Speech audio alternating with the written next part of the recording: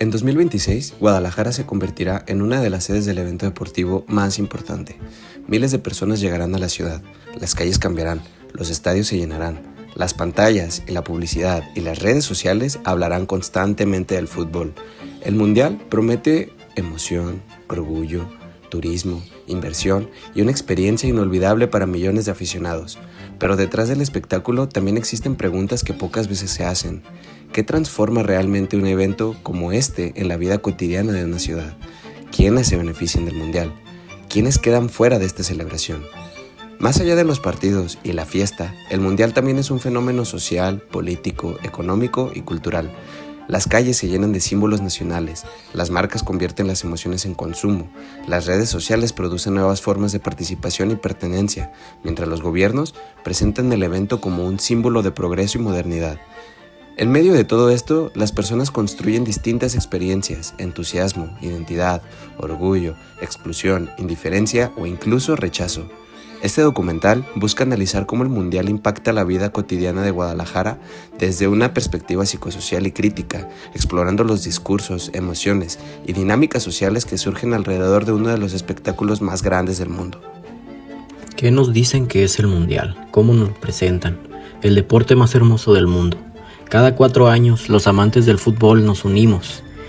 El Mundial nos une, un triunfo histórico. El mundo nos está mirando. El Mundial dejará un progreso económico. Así somos los mexicanos. El Mundial es un fenómeno global que paraliza a todo el mundo, une culturas, genera sentimientos de identidad, pasión que compartimos millones de personas alrededor del mundo. Y sí, si bien es algo que se nos presenta como muy bonito, un evento mundial perfecto, con estos tantos discursos embellecidos que vemos en televisión, redes sociales, anuncios publicitarios, anuncios políticos, empresarios, en toda la macroestructura. Está presente en todas partes, en cada rincón de la ciudad. Y sí, estos son algunos de los discursos que más predominan en un evento de tal magnitud, un evento deportivo, un evento futbolístico de talla mundialista, el cual tiene historia dentro de la cultura de cada país. Solemos creer que solo se trata de un evento deportivo y turístico, pero desde el análisis crítico del discurso, que tal y como nos presenta uno de los promotores de este análisis, Antonio Stecher, entendemos que el Mundial es ante todo un instrumento de dominación y control del orden económico, y a su vez estructural. Y sí, tristemente eso es lo feo del Mundial, lo que no se nos muestra. El lingüista Norman Fairclough propone que para entender cómo nos manipulan, debemos primeramente analizar este fenómeno en 3 dimensiones. La primera dimensión es ver el discurso como texto y darnos cuenta de las palabras que eligen para transmitirse como mensajes. Como vimos anteriormente, las palabras de progreso, desarrollo, unión.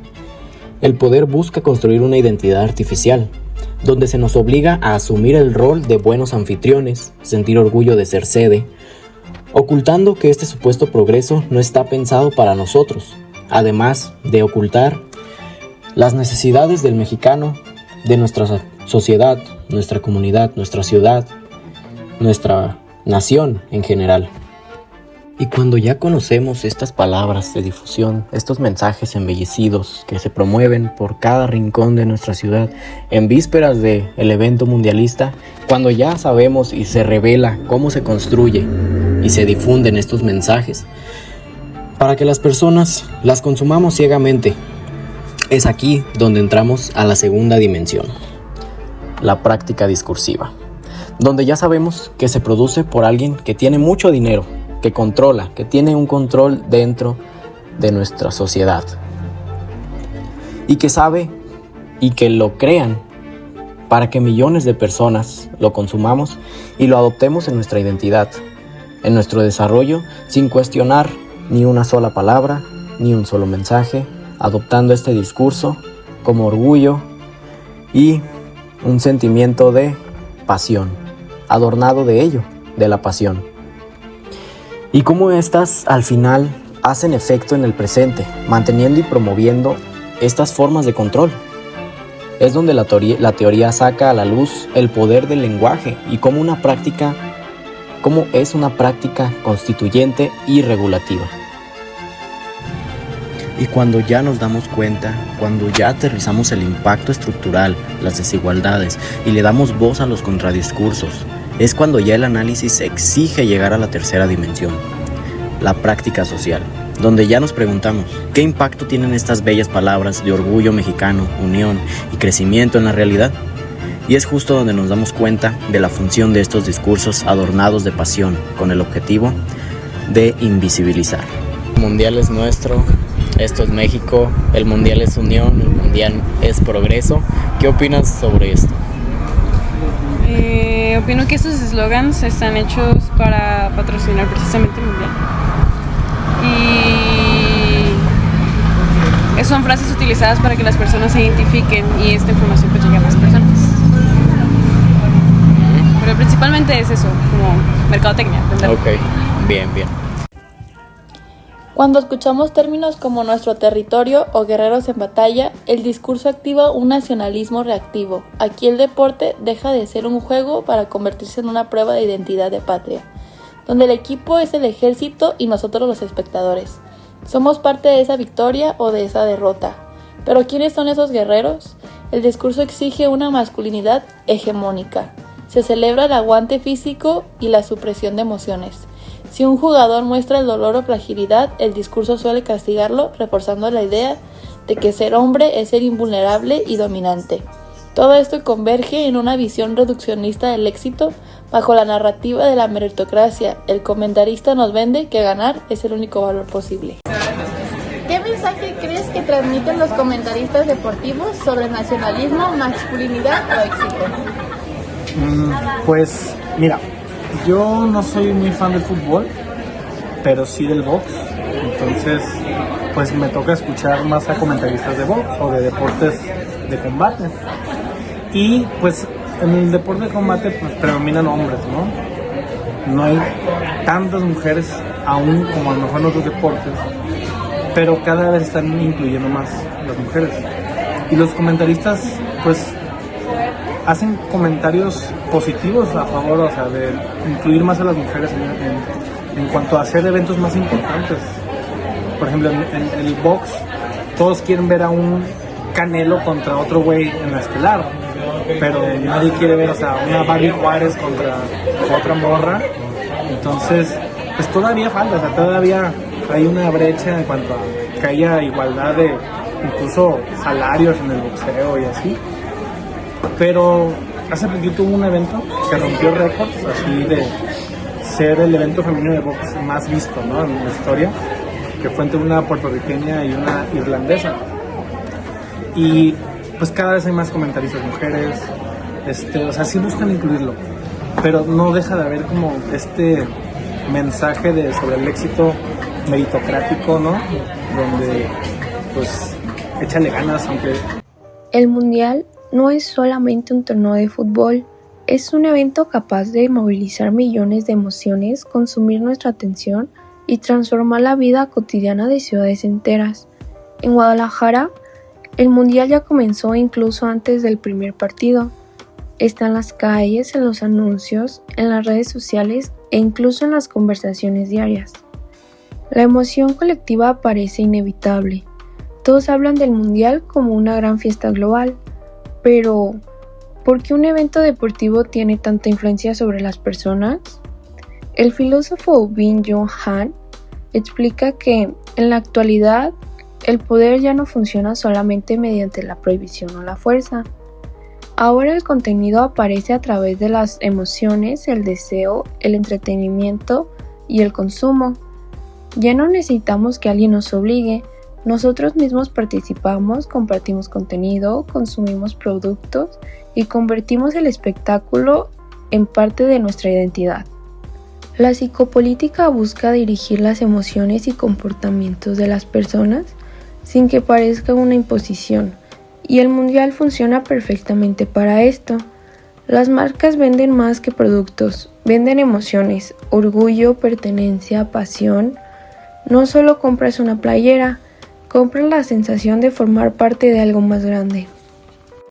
¿Consideras que el mundial influye en la manera en que las personas expresan su patriotismo? Creo que sí influye, Más que nada porque justamente al final del día creo que la selección mexicana sí funge como una imagen de México y esta parte incluso de que siempre sepan que van a perder, que no lleguen a cuartos de final, creo que refleja incluso la idea que se tiene de México, de cierta forma que es mediocre. ¿Cómo percibes la relación entre política, medios y fútbol durante el Mundial? Política, medios y fútbol.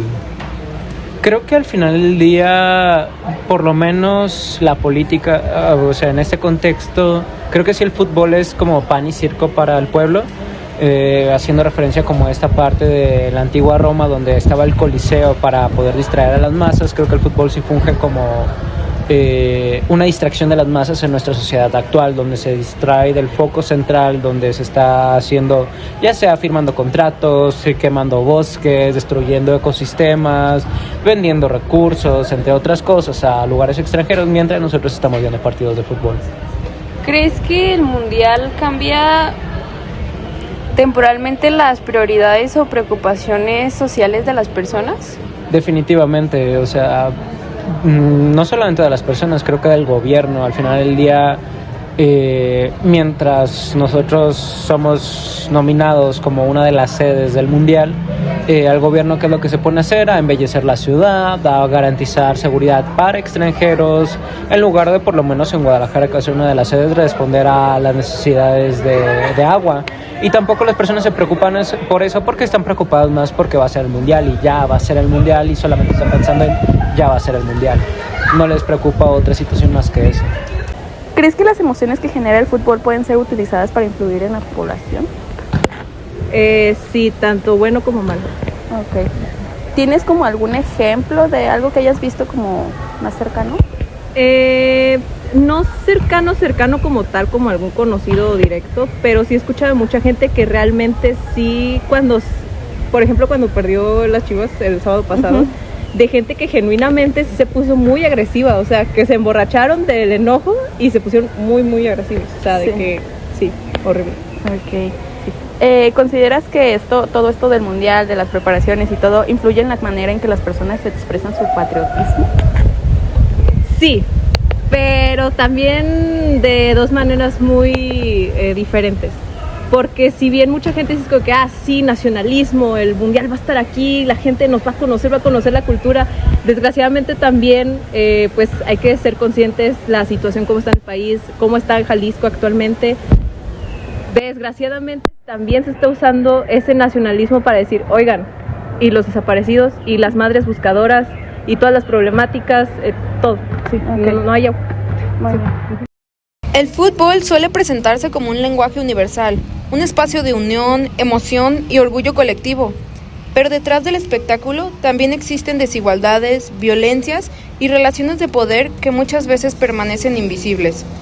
En México, la llegada del Mundial FIFA 2026 ha sido anunciada como un evento histórico capaz de impulsar la economía, el turismo y la proyección internacional del país.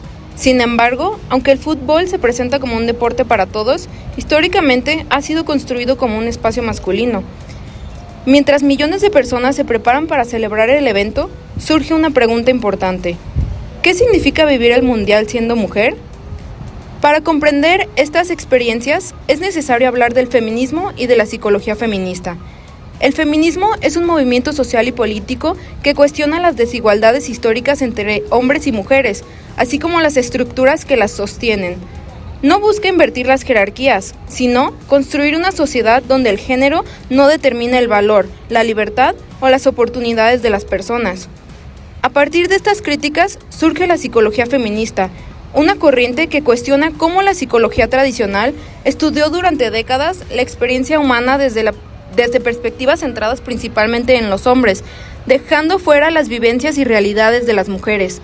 Autores como Simone de Beauvoir, Donna Haraway y Sandra Harding señalaron que muchas ideas consideradas naturales sobre las mujeres eran en realidad construcciones sociales influenciadas por el machismo y el patriarcado. Desde esta perspectiva, las emociones, las identidades y los comportamientos no pueden entenderse separados del contexto social y de las relaciones de poder.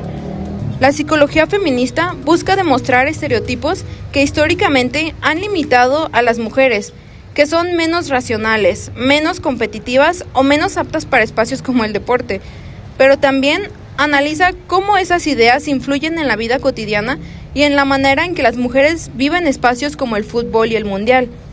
Para muchas mujeres, vivir el mundial implica experimentar emociones contradictorias. Por un lado, el fútbol puede ser un espacio de convivencia, identidad y pasión colectiva, pero al mismo tiempo también puede convertirse en un entorno hostil donde constantemente se cuestiona su presencia. ¿Cómo percibes el trato hacia las mujeres en espacios futboleros como estadios, bares o reuniones? Pues yo en lo personal ahí sí diría que es un ambiente un tanto pues difícil para las mujeres. Yo que pues he ido varias veces al estadio, es verdad que sí hay cierta, pues a lo mejor acoso, inclusive violencia hacia ellas en esa cuestión. ¿Cómo creen que las mujeres viven el mundial de manera distinta que los hombres?